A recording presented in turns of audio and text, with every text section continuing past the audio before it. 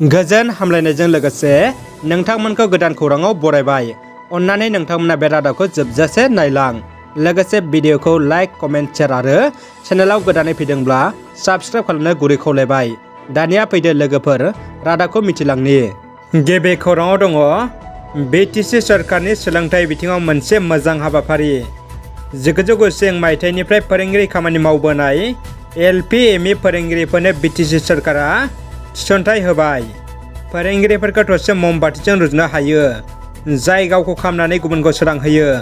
सरकारनिफ्राय जेबो दान बान्था मोनालासे 1990 मायथाइनिफ्रायनो एल.पि. इउ.पि. फरायसालियाव फोरोंगिरि साख्रि मावना बिहोमा जगायबोनाय उदालगुरि, बाक्सा, चिरां आरो क'क्राझार जिल्लानि गासै सा 80 फोरोंगिरिफोरनो सरकारा थिसनथाइ गथायबाय।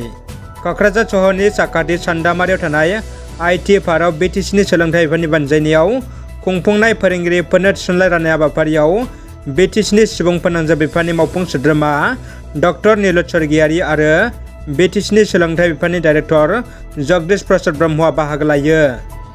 थांनाय 3 मार्च 2022 खालाराव आसामनिफ्राय रायजो सभानि मासियाव एमपि महरै देरहासार जालांनो हानाय आरो एबसुनि बारग' आफादगिरि मानगोनां मुर्सि रानग्रा नार्जारिखौ मैया मिरु दुलाराय बर' फरायसा आफादा बड'फा हाउसआव बरायदों।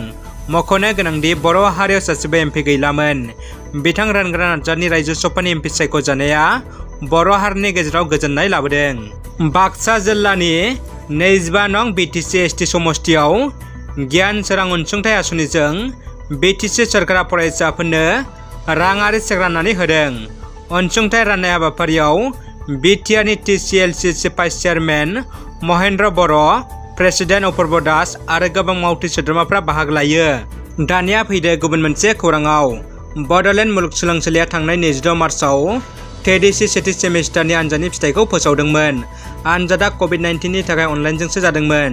नाथाय बै आनजादनि फिथाइ फोसावनायाव गोबां फरायसाफोरनि मार्कशीटआव नम्बरखौ लाथिख'सो मोनदोंमोन। बेखौनो मैया मिरु एबसुनि सोलोंथाइ नेहाथारि मुर्सि सोमावसार बसुमतारिया खौरां बिजोंनि गेजेरजों बड'लेण्ड मुलुगसोलोंसालिया गले-गलेयै फरायसाफोरनि जिउजों गेलेबाय थानायखौ गोख्रों रावजों सोंखारनानै आनजादनि फिथाइनि सायाव फिन गेबेङै नायबिजिरफिननो दाबि दैखांनानै बड'लेण्ड मुलुगसोलोंसालिनि आनजाद सामलायगिरि आरो भिसिखौ सोलायनो थाखायबो सरकारनि खाथियाव दाबि दैखांबावो। गोदानै रायजो सभानि एमपि देरहानाय रानग्रा नार्जारिया बिपिएफ दोलोनि एमएलएफोरनिसिम साबायखर बावहरदों। बिटिआर ओनसोलाव गोजोन खौसेथि आरो जौगासारनायनि थाखाय दिल्लीयाव खामानि मावलांनांगौनि थाखाय राजखान्थियारि फारागथि लायाबालानो रायजो सभानि बिसायख'थियाव फथाना देरहासार होनायनि थाखाय बिपिएफ दोलोनि एमएलएफोरजों लोगोसे बिजेपि, एजिपि, इउपिपिएलनि बिजाथिफोरनो गोजोननायनि साबायखर बावदों रानग्रा नार्जारिया। गिबि मन्त्रि डक्टर हिमन्त बिश्व शर्मा, बिधान सभानि बुंथिगिरि बिस्वजित दैमारी आरो मानगोनां एमएलए मन्त्रि बिथांमोना आसाम बिधान सभानि मोखाङाव डिजिटेल लाइब्रेरि आरो एमएलए क्लाब बेखेवदों। आसाम बिधान सभानि एमएलएफोरनि गाहाम खाबुनि थाखाय बे खामानिखौ मावनाय जादों होनना मिथिनो मोन्दों। बिटिआरनि थाखाय गाहाम खौरां। रायजोनि गासै गं 23 जिल्लानिफ्राय आबसाखौ बोखारनानै होनाय जाबाय। रायजोनि मोन 23 जिल्लानि गेजेराव बिटिआरनि 4 जिल्ला उदालगुरि, बाक्सा, चिरां आरो क'क्राझारनिफ्रायबो बे आयेनखौ बोखारनानै लानाय जायो। दानिया फैदो जोबथा खौराङाव।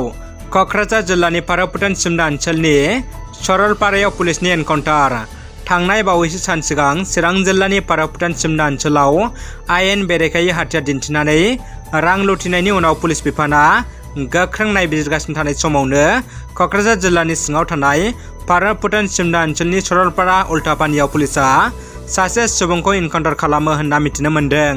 पुलिसनि सुलुंनिफ्राय मिथिनो मोननाय बायदिब्ला एनकाउन्टार जाथायजों बुलि जानांनाय सुबुंखौ गसाइगाव महकुमानि सिङाव थानाय दुलागाव खासिबारि गामिनि थागिबि जामला औवारिनि फिसाज्ला सन्जुला औवारि होनना मिथिनो मोन्दों।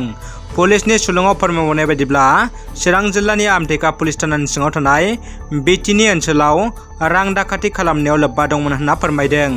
मख'नो गोनांदि जिउ गोमानाय दाखाथिजों लोब्बा थानाय दायनिगिरिनिफ्राय नोगोद 1 लाख रांजों लोगोसे सना आरो गंसे 7.6 पिस्तल, मेगाजिन आरो गुलिबो बोखांनो हायो होनना पुलिसनि सुलुङाव फोरमायदों। रादाबा एसेनोसै लोगोफोर। रादाबखौ जोबजासे नायनायनि थाखाय गासिनिसिमबो साबायखर आरो गोजोन हामलायनाय थाबाय। जै बर' हारिनि गोजोन्थों।